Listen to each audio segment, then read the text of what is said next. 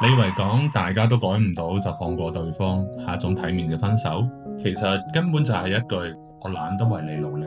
嗱，最近我又收到私信，有粉絲問我分咗手，佢一直唔肯翻轉頭，因為佢話既然你又改唔到，我又改唔到，不如放過大家啦。其實呢一種情況發生，聽落去好理智、好體面、好灑脫，但其實喺背後就係收埋住放棄經營，只求解脫。相信有好多人都會抱怨，點解要我改啊？點解唔可以係佢改啊？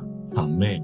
又或者係改變係一定要兩個人㗎，得我一個人改有咩用啊？仲會有啲人覺得有咩好改啫？我做咗情感諮詢咁耐，其實喺呢啲反應嘅背後，我都發現咗好多人喺呢一個問題上面，雙方嘅情緒對立。好多人一聽到改變呢兩個字呢，就會條件反射咁樣抗拒。究其原因，其實呢一個問題就係好容易觸碰到大家脆弱嘅內心。你叫我變，咁啊即係相當於否定我。但其實大家有冇諗過呢？喺對方提出改變嘅背後，其實係對安全感嘅渴求。嗱，換個角度睇啊，其實好多時候提出改變並唔係挑剔嘅，而係求生，係為咗保住呢一段關係。因為只有唔變嘅關係先注定變壞。而呢一種安全感呢，其實係嚟源於雙方嘅積極向上，努力進步，對雙方嘅未來有盼頭。但呢一種努力呢，必須係真誠嘅，而唔係做下樣，要有方向，唔係盲目咁跟風，更加唔係3分鐘熱度。當兩個人都唔願意喺感情入邊去改變嘅時候，其實大家都陷入咗一個誤區，認為所有嘅感情問題都必須要即刻解決，而且係一定可以解決。但往往就係因為呢一種執念，令到雙方陷入咗一個死循環，越努力解決問題，反而變得越迷茫。就好似喺現實中，其實都好多例子嘅。你有冇試過對方嫌你太黐身，你開始變得獨立，但係對方又會覺得你冷淡。你嘗試下體貼佢，佢又會覺得你變得煩。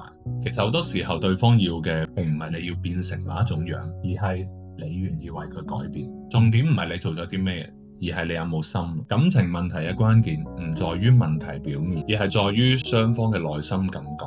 好多時候大家對問題嘅理解都會比較表面，會有一啲局限，冇辦法睇到背後嘅原因。所以講到尾，其實關係嘅問題呢，唔係你改變咗啲乜嘢，而係點解你願意或者唔願意去改。亦都會有唔少嘅人喺面對感情嘅問題嘅時候選擇擺爛，甚至講一啲3隻腳嘅田雞好難揾，2隻腳嘅人周圍都係。持有呢一種心態嘅人呢，往往嘅思維模式呢，都係陷入咗非黑即白。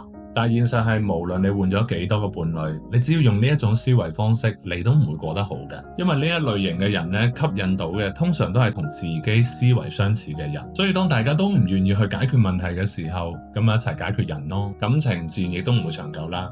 所以當你選擇停留喺原地嘅時候，唔願意去改變同埋成長，其實冇問題嘅。但只不過時間耐咗，你會發現身邊嘅人其實都係類似嘅。總係覺得遇唔到同自己同頻嘅另外一半，歸根究底影響緊你嘅，其實就係你嘅固有思維模式，即係相當於你戴住一副紅色嘅眼鏡去睇呢一個世界，乜嘢都係紅色嘅，直到你肯除咗呢副眼鏡落嚟，或者換一副正常嘅眼鏡。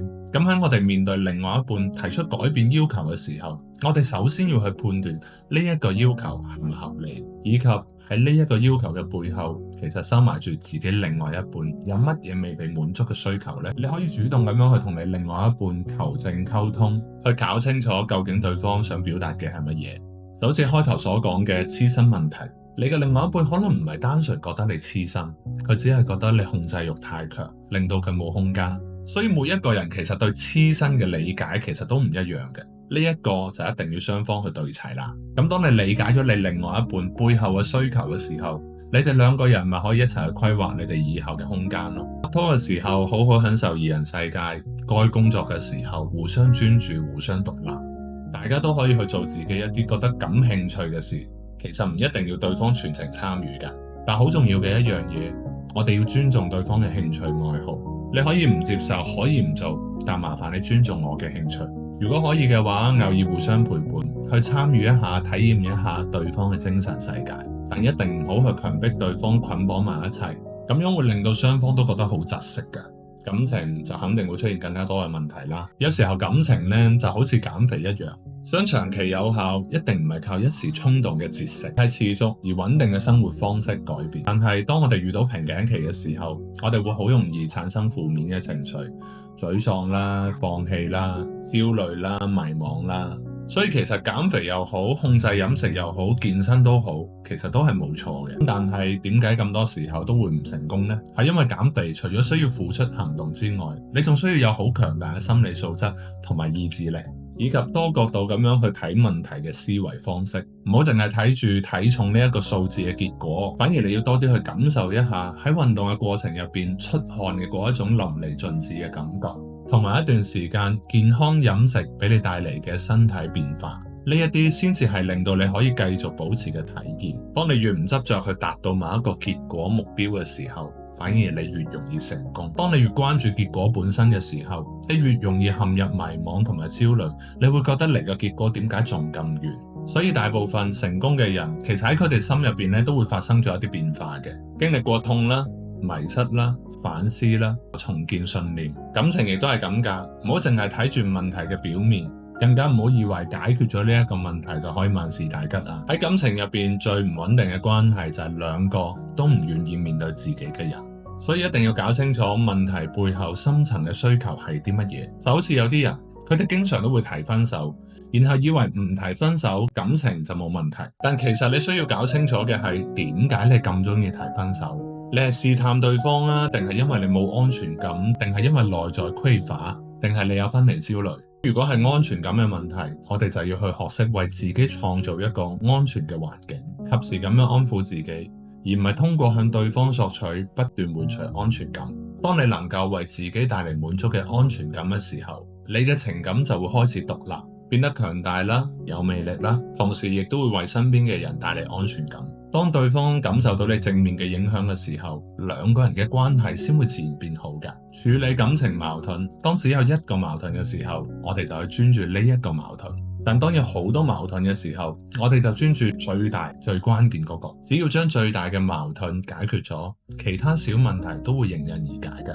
感情真係唔係一件容易嘅事，都需要雙方嘅經營，互相嘅理解。希望大家喺面對感情問題嘅時候，都可以打破對立嘅情緒，去讀懂對方背後嘅需求，唔好再喺表面嘅問題上面兜圈啦。